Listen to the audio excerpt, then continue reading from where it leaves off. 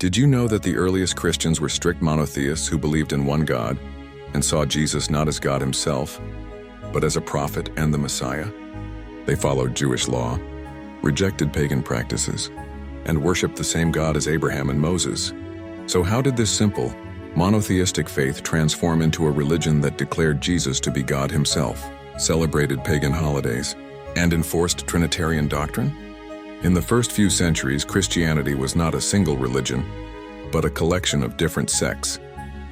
Groups like the Ebionites and Nazarenes believed Jesus was a human messenger chosen by God. They upheld the Torah, rejected Paul's letters, and never considered Jesus divine.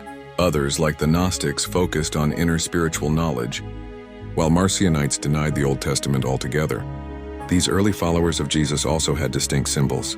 They used the ichthys, the fish, a coded acronym meaning Jesus Christ, Son of God, Savior, as well as the image of a shepherd with a lamb, a dove or an olive branch, symbols of peace and compassion. The cross, on the other hand, was seen as a tool of Roman torture and shame. It was never a sacred symbol to them, but a reminder of oppression. The early Christians were heavily persecuted by the Roman Empire. They were tortured, imprisoned, and executed for refusing to worship Roman gods or the emperor. This persecution ended under Emperor Constantine, but with it came a dramatic transformation. Constantine was not a Christian in the traditional sense. He was a lifelong pagan, devoted to Sol Invictus, the unconquered sun.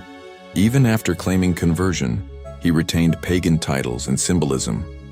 But he saw Christianity as a way to unify his empire, so long as it was one unified version of the faith. At the time, Christianity was deeply divided over the nature of Jesus. Arius, a respected theologian, taught that Jesus was created by God and was not equal to him. Athanasius, his opponent, claimed that Jesus was fully divine, co-eternal, and equal to the Father. This conflict threatened to split the growing church. In response, Constantine called the Council of Nicaea in 325 AD. Under political pressure, the council adopted the position of Athanasius and created the Nicene Creed, declaring Jesus true God from true God. Arius was condemned, though many still agreed with his views. Ironically, Constantine himself was baptized on his deathbed by an Arian bishop, not by Athanasians.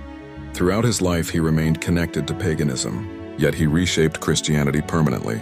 He changed the day of worship from Saturday, the traditional Sabbath, to Sunday, aligning it with the day of the sun god. He declared December 25th, the Roman festival of Sol Invictus, as the official birthday of Jesus. Pagan temples were converted to churches, and the cross, once a symbol of terror, was imposed as the new emblem of the faith, after he claimed to see it in a battle vision with the words, "In this sign, conquer." Under Constantine's rule, Christianity was no longer a humble, persecuted faith of monotheists. It became the imperial religion, blended with Roman power and pagan traditions. Athanasius, with imperial backing, pushed the idea that Jesus should be worshipped as God. Those who refused were silenced, exiled, or branded heretics. Their books were burned, their gospels banned, and their names erased from official history. The result was a new version of Christianity, one shaped not by Jesus or his earliest followers, but by emperors, councils, and political power. What began as a movement that worshipped one God and saw Jesus as his prophet became a religion of creeds, crosses, and divine trinities. And so, the original voice of Jesus, calling to worship God alone, was buried beneath layers of imperial theology, where the cross replaced the fish, Sunday replaced the Sabbath, and Jesus was no longer the servant of God, but God himself.